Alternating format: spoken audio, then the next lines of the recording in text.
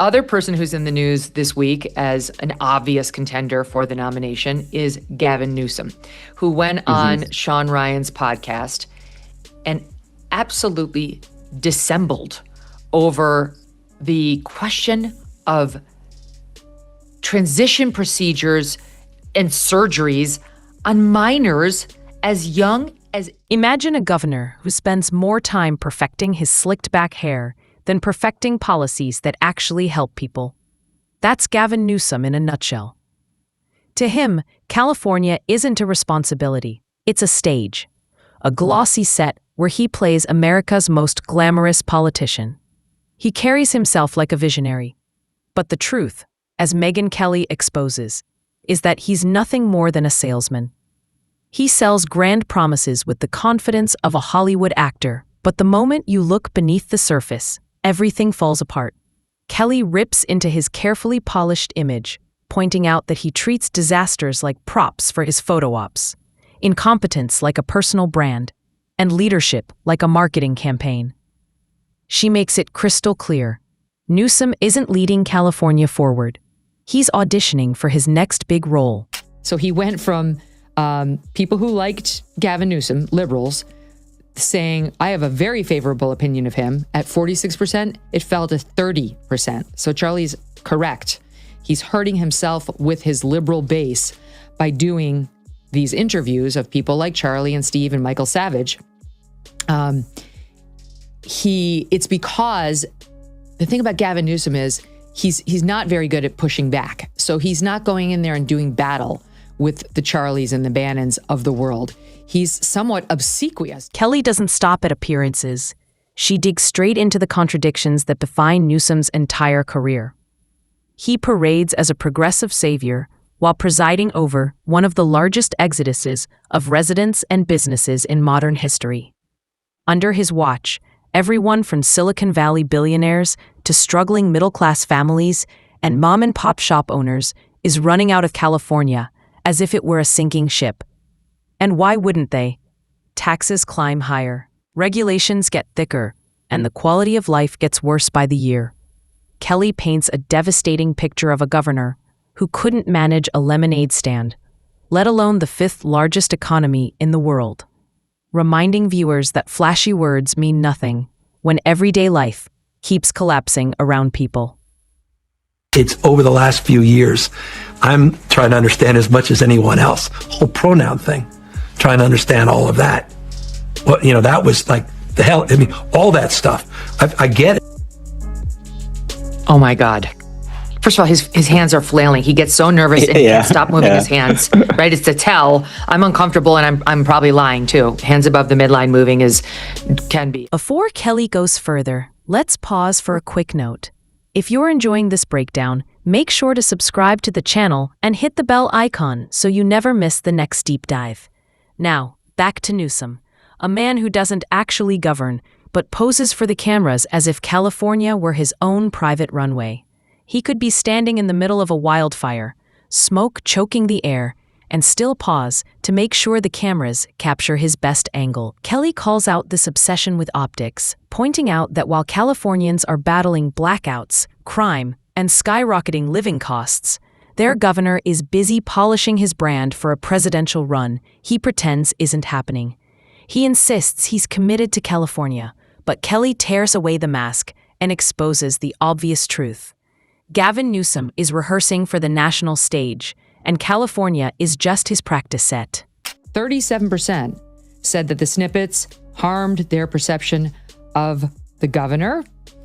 So in other words, 26% overall said it harmed their perception of him. And among liberals, 37% said it harmed my perception of the governor.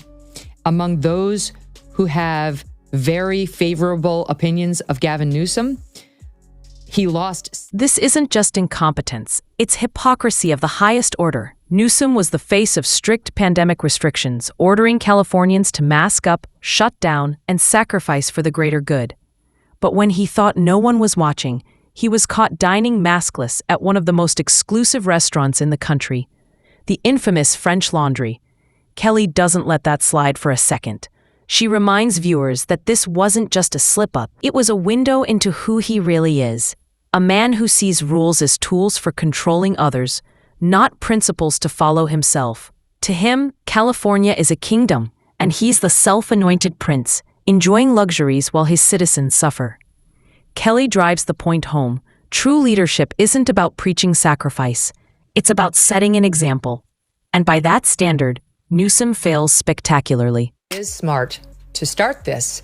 And the reason he's smart to start it is because he has no muscles, Emily. None. He's a sinewy little weakling when it comes to arguing any of these issues, especially cultural issues, because he, like all liberals, has never had to do it.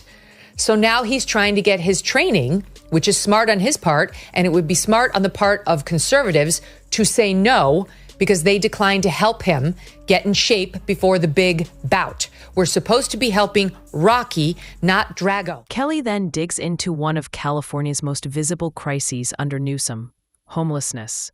It has exploded on his watch, transforming once thriving neighborhoods into tent cities filled with needles, crime, and despair. Families who once enjoyed safe, clean streets now live surrounded by chaos and fear. And how does Newsom respond? He throws billions of taxpayer dollars at the problem, then poses for cameras at ribbon cuttings to show how much he cares. Kelly dismantles this charade, exposing his so-called solutions as nothing more than stagecraft, expensive smoke and mirrors, designed to fool the public into thinking progress is being made, when in reality, nothing changes except the headlines.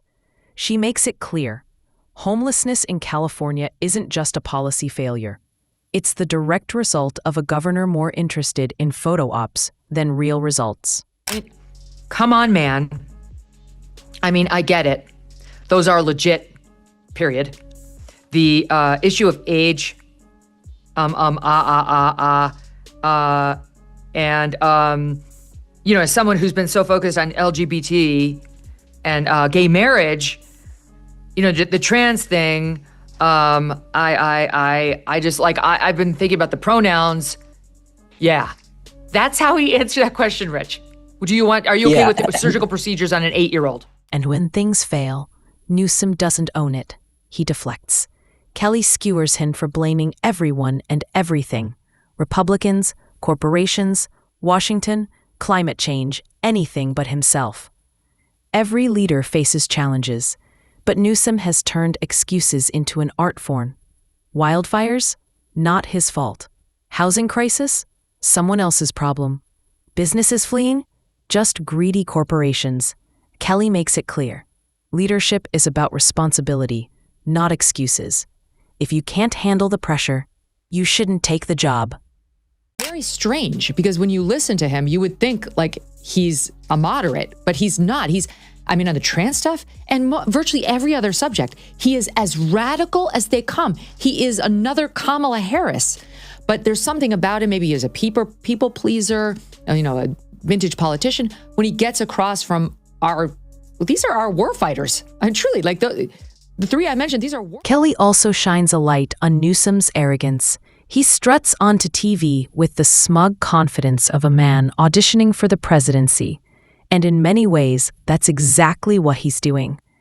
He positions himself as the Democrats' polished alternative, the magazine-coven politician who looks the part. But Kelly dismantles the illusion, reminding America that leadership isn't about looks, style, or buzzwords. It's about results. And under Newsom, the results are catastrophic. What you have in California is these mealy-mouthed, kale-eating, broccoli-pushing, Birkenstock, whatever, wearing politicians who can't find another person fast enough to blame. My absolute favorite, though, is the fire chief. She's growing on me. When she's not focusing on her lesbianism, she's actually quite fierce. She is not going down without bringing Mayor Karen Bass with her. And who could blame her? And the pattern doesn't stop there. Kelly shows how Newsom governs like politics is pure theater. Businesses collapsing? Roll out a flashy plan with a headline-ready name, but zero real results. Homelessness exploding? deliver a speech about compassion, and move on.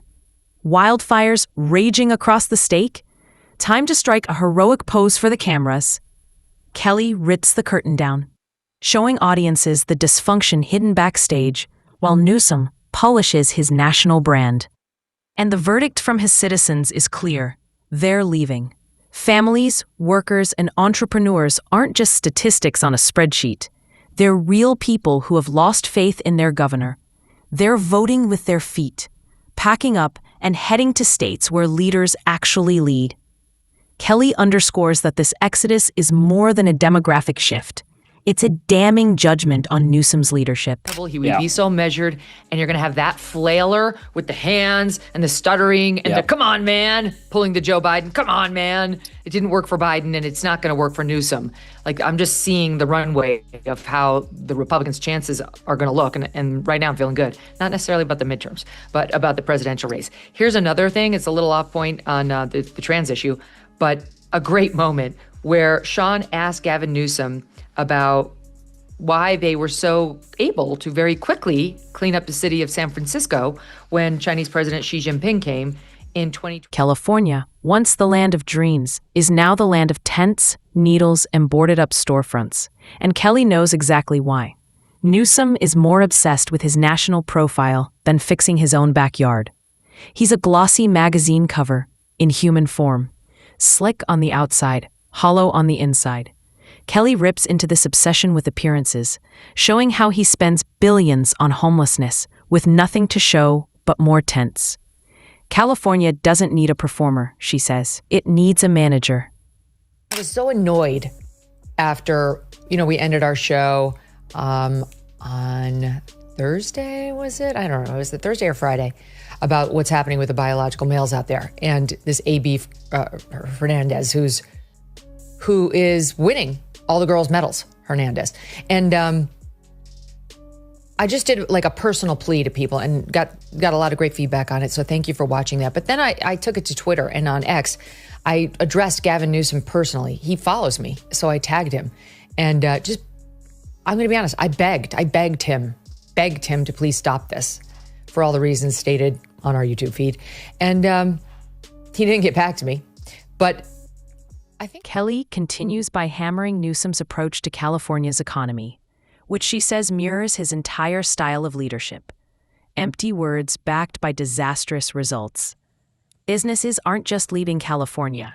They are sprinting away as though fleeing a natural disaster. Giants like Tesla, Oracle, and Hewlett-Packard, once proud to call California home, have packed up and moved elsewhere. And every time, Newsom acts shocked, as if suffocating regulations, sky-high taxes, and crime-ridden downtowns weren't flashing red warning signs all along. Kelly skewers him with a sharp analogy, comparing him to a clueless landlord who raises the rent every year, ignores the mold on the walls, and then can't believe it when the tenants finally leave. She drives home that point. Newsom isn't simply incompetent. He is willfully blind, pretending to govern while watching his state's economic backbone crumble under policies that only make life harder. He feels the need to get their approval. That's how it feels. And he's getting excoriated by the left-wing press as a result. It's actually kind of amusing. We put together a budded soundbite. Take a listen here. I thought that was one of the most inauthentic things I have seen Gavin Newsom do. Wow. I'm terribly, so you don't believe in the let them hang themselves theory? No, I'm terribly disappointed. I think you meet energy with energy. And what he did was he showed his pretty white teeth and his cute face and did nothing other than that. And then comes the arrogance that enraged Californians most, the French Laundry moment. While families sacrificed, kids missed school, and businesses were destroyed under lockdown, Newsom was dining maskless in luxury. Kelly calls it exactly what it was, contempt for the very people he governs. In his California, there are two sets of rules, one for the people and one for the king. We hear a lot about San Francisco and the homelessness and pooping on the road and all that kind of stuff, and it seemed like all of that was cleaned up when Xi came to town. Yeah. Is that true? Complete bullshit. That's complete bullshit. I know folks say, oh, they're just cleaning up this place because all those fancy leaders are coming into town. That's true, because it's true. I got to credit Morning Wire, my pals over the Morning Wire who put that together. Such a good... Kelly closes by tearing down the myth of Gavin Newsom. The myth that he's a bold progressive leader. The myth that he's ready for the national stage. The myth that his failures are noble struggles. By the time she's finished, Newsom isn't the glamorous, untouchable figure he imagines. He's just another failed governor with slick hair and nothing to offer. Kelly didn't just critique him, she exposed him. And once exposed, there's no covering up the truth.